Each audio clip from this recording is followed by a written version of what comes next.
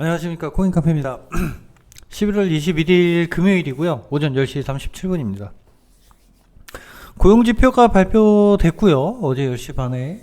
제가 예상했던 것보다는 조금 그래도 고용이 견조하게 나왔습니다. 저는 좀 많이 안 좋을 걸로 생각했는데 예상했던 것보다는 견조하게 나왔어요. 좋게 나왔다는 얘기가 아닙니다. 견조하게 나왔다는 얘기. 시장에서 나오는 견조하게 나왔다. 금리 인하의 가능성이 조금 줄어들 것이다. 이렇게 얘기를 하는데 그 고용이 견조하게 나왔다는 거를 너무 크게 생각하지 마세요. 고용이 좋게 나온 게 아니거든요. 견조하게 나왔어요.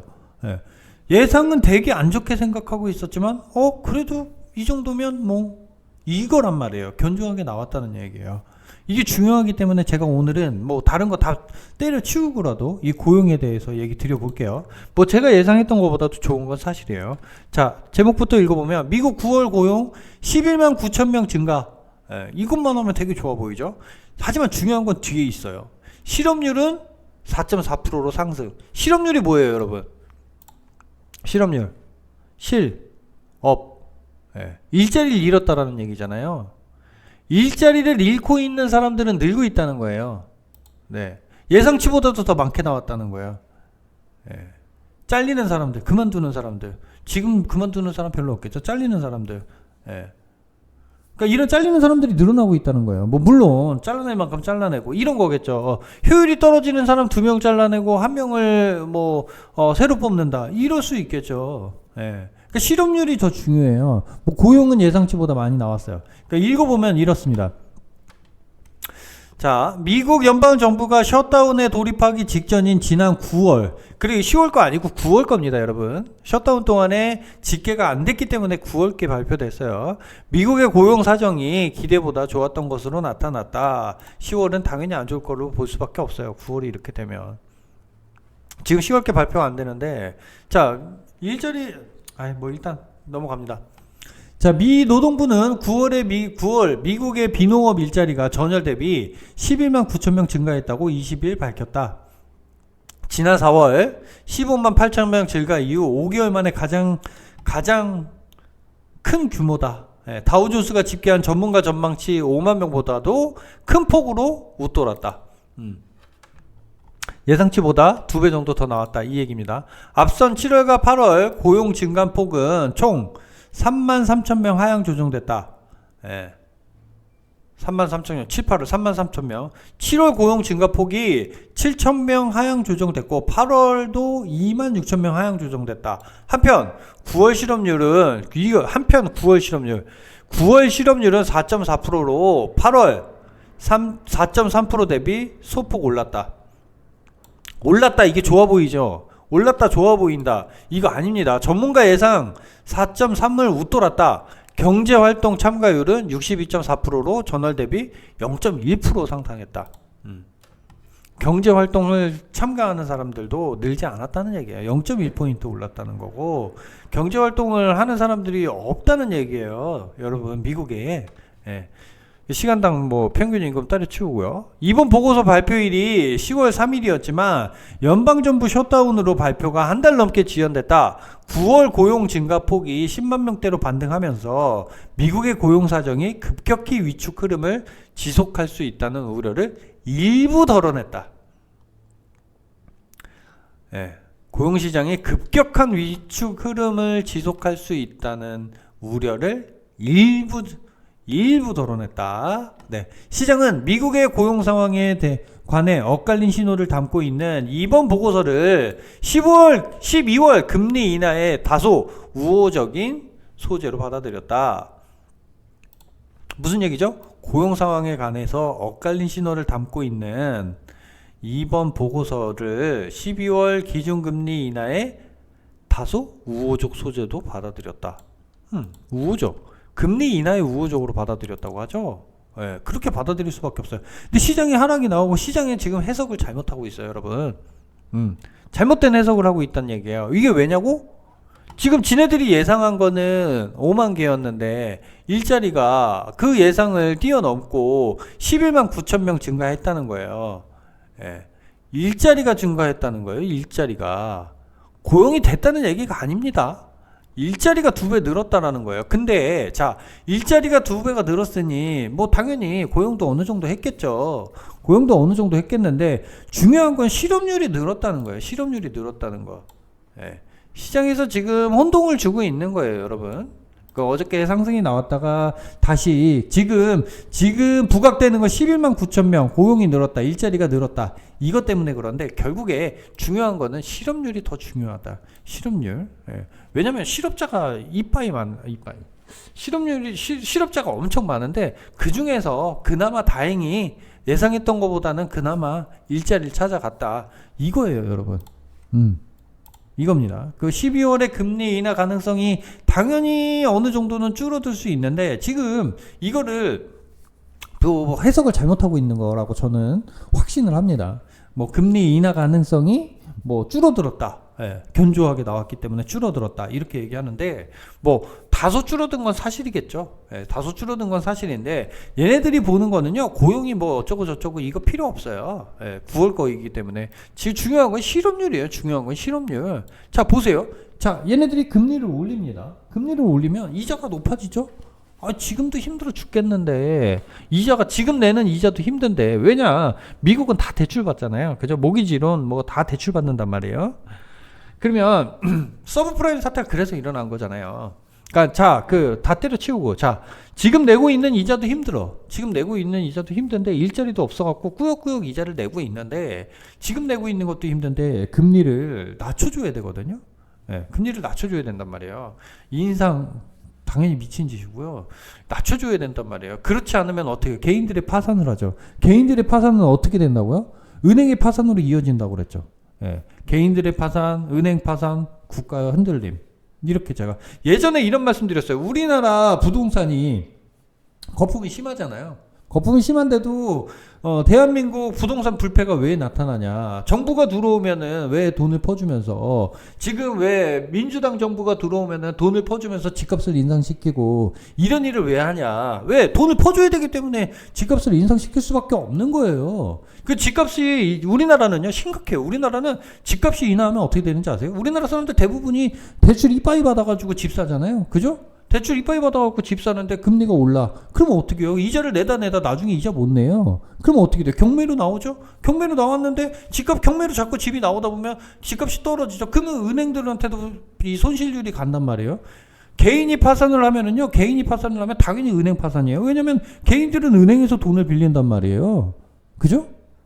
은행에서 돈 빌리고 안 되면 사채 시장으로 가겠지. 근데 그러면 이것까지 됐을 때 결국에는 은행들한테도 부담이 된단 말이에요. 그럼 은행들은 어때요? 자기네들이 갖고 있는 돈보다 더 많은 대출을 해주는 게 은행이에요. 제가 화폐 시스템에 대해서 말씀드렸잖아요.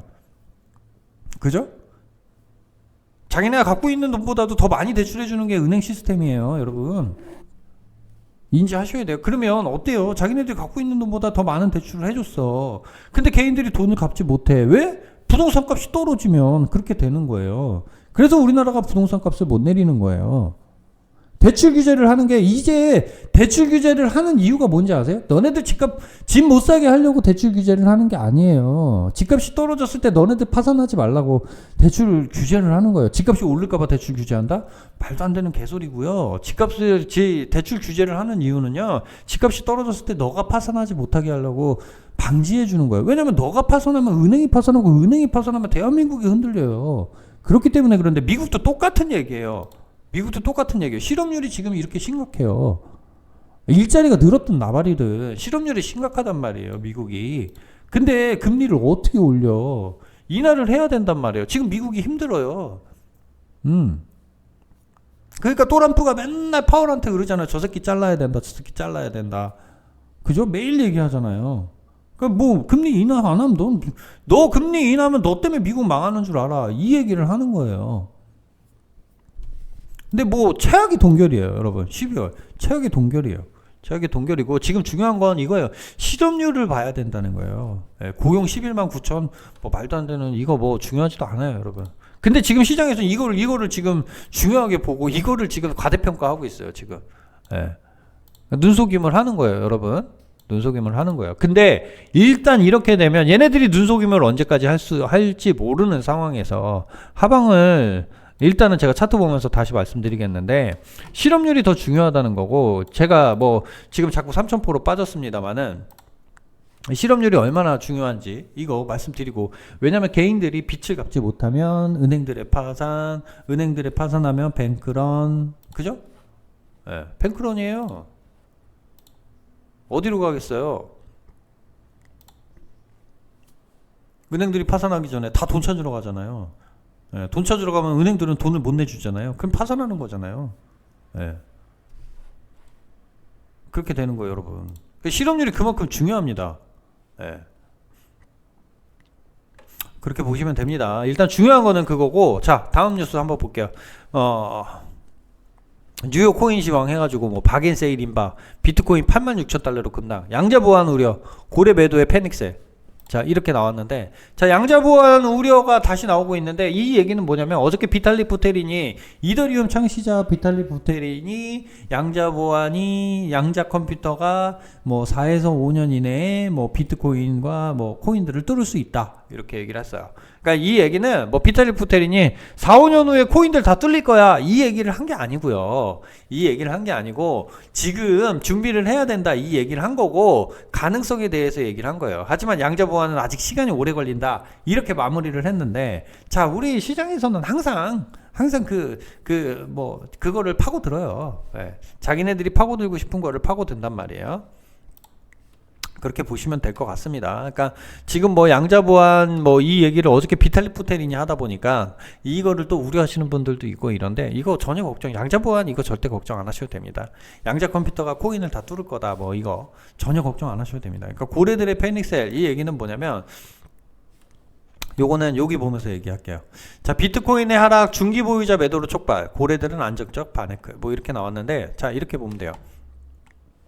25년 11월 중순 비트코인 체인 체크 보고서에 따르면 코인을 마지막으로 이동한 지 5년 이내에, 마지막으로 이동한 지 5년 이내의 지갑에서 매도가 주요한 하락세를 주도하고 있다. 이 얘기는 뭐냐면, 이 비트코인에 대해서 투자한 지 얼마 안 된 사람들, 예, 비트코인의 경력이 많지 않은 사람들이 지금 코인을 팔고 있다, 이 얘기고, 그러니까 이제 경력이 짧은 사람들이죠. 뭐 이제 코인을 대충 이제 어느 정도 해봐서 알긴 알지만 뭐 아직 확실히는 모르는 이런 사람들이 지금 이제 흔들린다는 얘기예요. 시세, 가격이 떨어지니까 흔들린다는 얘기예요. 왜냐면 완전 초보들은 이미 많이 털려 나갔고, 그 다음에 이제 중기 투자자들까지도 지금 흔들리고 있다라는 거야. 5년 이내. 경력이 5년 이내에, 그러니까 이 지갑들이 매도를 하고 있다, 그러면서 이제 하락을 부추기고 있다, 이렇게 얘기를 하는데, 자, 일단은 단기 보유자들이 팔고 있다는 얘기합니다. 예, 그리고 장기 보유자인 비트코인 오너들은 여전히 안정적인 모습을 유지하고 있다. 바네크는 5년 이상 보유된 코인 지갑수가 지난 2년 동안 약 27만 8천 BTC 증가하며, 이는 장기적인 확신이 여전히 견조하다는 신호라고 설명했다. 예. 단기 매도자, 단기 매매자들, 그러니까 뭐 스마트머니도 포함됩니다. 예. 5년 이내의 지갑, 얘네들이 지금 매도를 하고 있고, 그로 인해서 하락이 나왔다. 이 얘기는 뭐냐면, 아직까지 제가 볼 때는 뭐 패닉셀까지는 아니다. 예. 패닉셀까지는 아니다. 패닉셀이 나오려면 이 장기 보유자들도 어느 정도 흔들려야 돼요. 예. 지금 고래들이 팔고 있다. 고래, 어떤 특정 고래가 매도를 했다, 이런 얘기도 나오잖아요. 5년 이내 고래예요, 여러분. 돈은 많은데 코인은 몰라. 예. 돈이 된다고 해서 샀는데 코인에 대해서 난 몰라. 그냥 돈 번다고 해서 샀어. 근데 시세 떨어지니까 파는, 예, 그런 고래들이 있습니다. 네. 그리고 바네크는 3에서 5년 보유한 코인의 비율이 지난 2년 동안 32% 감소했다는 분석했다. 이는 오랜 기간 보유한 투자자들의 항복이 아니라 주기적 거래자들 간의 회전으로 인한 현상이라고 설명했다. 보고서는 또한 비트코인 무기한 선물 미결제 약정이 BTC 기준으로 20% 기준으로 32% 감소한 반면 펀딩 비율이 과거 세탁된 시장 상태와 유사한 수준으로 회복되었다고 전했다. 더불어 100에서 1000 BTC를 보유한 소형 지갑의 잔고가 지난 6개월간 9%, 지난 1년간 23% 증가한 반면 최대 고래 보유 집단은 포지션을 축소했다. 이 얘기는 뭐냐면 선물 포지션 얘기하는 겁니다, 여러분. 예. 선물 포지션 얘기하는 거야. 펀딩 비율, 과거 세탁된 시장, 예, 이렇게 얘기를 하는 거야. 지금 선물 시장을 한번 리셋 시켰잖아요.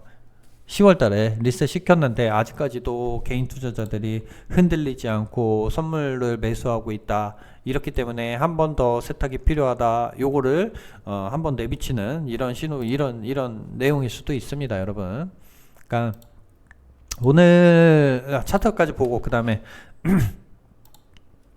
다시 말씀드리겠습니다. 죄송합니다. 죄송합니다. 자, 차트 볼게요. 이거 왜 어떻게 하다 이렇게 됐죠? 이거 화면이 좀 이상해졌는데 뭘까요? 이거 짜증나네요. 자, 이렇게 볼게요.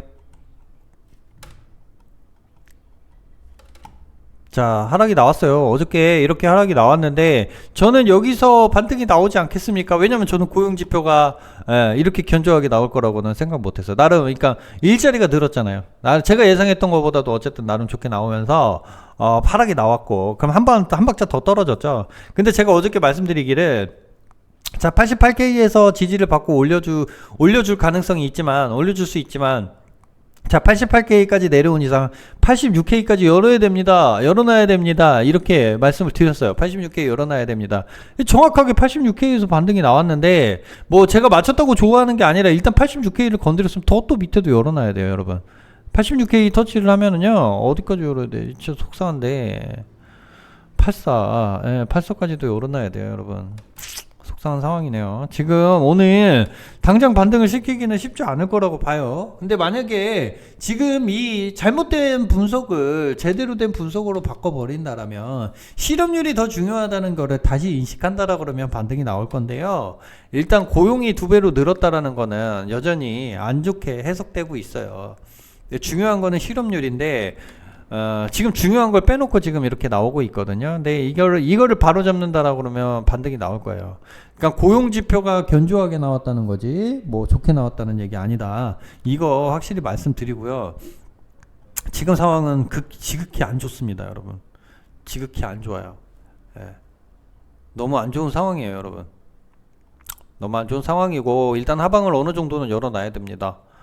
오늘 제가 다른 요일이거나 이러면 말씀 안 드리는데 오늘 금요일이에요. 금요일이라서, 금요일은 토요일과 일요일을 지배하잖아요. 그렇기 때문에 오늘이 아주 중요해요. 오늘 그래도 반등을 시켜준다라 그러면 토요일, 일요일은 어느 정도 지켜줄 거예요. 근데 오늘 만약에 오늘 밤 역시도 하락이 나온다 그러면 토요일, 일요일은 힘들어질 거예요, 여러분. 84K 오늘 밤에 따라서 오늘 밤을 좀 잘 주시하시고요. 그리고 뭐 만약에 반등이 나와준다라면 고맙습니다만은, 반등이 나오지 않는다 그러면 토요일, 일요일은 뭐 어피트를 열지 않는 게 아마 더 정신 건강에 좋지 않을까, 이렇게 봅니다.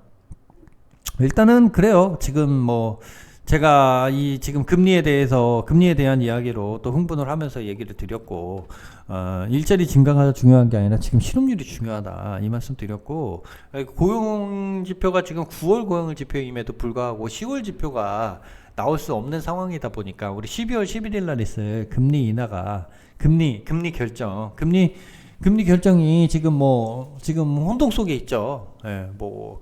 반반이다. 뭐 금리를 동결할 가능성이 더 높다, 뭐 이렇게 얘기가 나오는데, 일단은 요거를 보세요. 금리 인상은 죽었다 깨어나도 못하는 상황이고요. 인하냐 동결이냐예요. 근데 만약에 지금 이렇게 중요한 건 이거예요. 분위기가 동결 쪽으로 가잖아요. 분위기가 동결 쪽으로 가면, 그래, 막상 동결 쪽으로 분위기를 만들어 놓고 동결이 나오잖아요. 큰 흔들림이 없어요, 여러분. 큰 흔들림이 없어요. 근데 금리 동결 분위기로 가다가 진짜 이 인하를 하잖아요. 서프라이즈예요. 서프라이즈. 그냥 바로 날아가는 거예요, 여러분. 그러면서 해피한 12월 이렇게 되는 거예요, 여러분.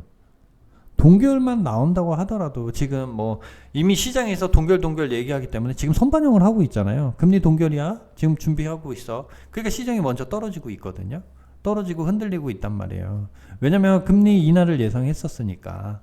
근데 금리 인하를 기대했었으니까. 근데 그 기대가 무너지면서 하락이 나오고 있다는 얘기예요. 매도가 나오고 있고 하락이 나오고 있는데 이게 막상 동결이 되더라도 실질적으로 동결이 되고 나면 악재 소멸이잖아요. 예, 악재 소멸로 오히려 상승이 나올 거고, 그리고 만약에 금리가 뭐 서프라이즈로 인하를 한다고 하면 진짜 뭐 그냥 날아가는 겁니다, 여러분. 예. 그 상승률은 뭐 예상조차 할 수 없을 정도로 큰 상승이 나올 거예요. 예. 그렇게 봅니다. 근데 일단 단기적으로는 지금 많이 힘든 상황이네요. 예, 단기적으로는 많이 힘든 상황이고, 지금 뭐 86을 터치를 하고 올라온 상황이기 때문에 84는 열어놓고 그렇게 보셔야 될 것 같습니다. 일단은 뭐 좋지 않은 상황이다. 예, 이렇게 말씀을 드려보고, 왜냐면 뭐 지표가 어떻게 나왔든 시장에서 지금 그렇게 받아들인다는 건 또 근데 인정을 해야 되거든요. 시장에서 지금 분석을 잘못하고 있잖아요. 예. 그러니까 눈속임을 하고 있는 거예요, 여러분. 예. 고용이 늘었다는 것만으로. 중요한 거는 더 실업률이라는 거. 이거 다시 한번 강조드리고 말씀드리면서 오늘 방송 여기서 마무리하겠습니다. 뭐 오늘 여러분 화이팅 하십시오. 이거 지금 뭐 걱정하고 이렇게, 저 어저께도 상담하신 분이 또 이런 얘기, 저 이거 조금이라도 반등 나와야 팔 수 있는데 이거 언제 팔아야 될지 모르겠습니다. 그래서 제가 이랬어요. 왜 파실 생각만 자꾸 하시나요? 이랬더니 일단 팔고 봐야 될 것 같습니다. 이렇게 얘기를 하시더라고요. 근데 투자를 조금 해보셨던 분이에요. 해보셨던 분인데, 제가 뭐 우리 여러분들을 보면서 우리 여러분들의 마음을 나름대로 저는 지표로 삼고 있는데, 자, 초보 투자자분들이 흔들리는 거는 그렇다 치고, 이제 조금 그래도 투자를 해보신 분들이 흔들린다는 거는 이제 바닥이 오고 있구나. 예. 이제 바닥이 다 잡혀가고 있구나. 저는 나름대로 그렇게 판단하거든요. 예. 인간 지표가 가장 정확하거든요. 우리 투자자들의 이 마음, 이게 가장 중요한데, 제가 봤을 때는 지금 그 단계까지 왔습니다. 바닥 단계에 왔다고 보고 있고, 한 번의 출렁임으로 대부분 털려나갈 그 자리에 있어요. 예. 그렇기 때문에 하방을 제가 조금 열어놓으십시오 라고 말씀드리는 거고, 84K, 예, 지금 86을 건드렸기 때문에 거기까지도 열어놓고, 그렇게 보시고, 시장이 지금 그렇게 부정적이지 않아요. 어저께 하락이 나와서 그 걱정하시는 분들이 많은데 그렇게 부정적이지 않습니다. 네, 그렇게 보시면 될 것 같습니다. 뭐 오늘 방송 여기서 마무리하겠습니다. 감사합니다.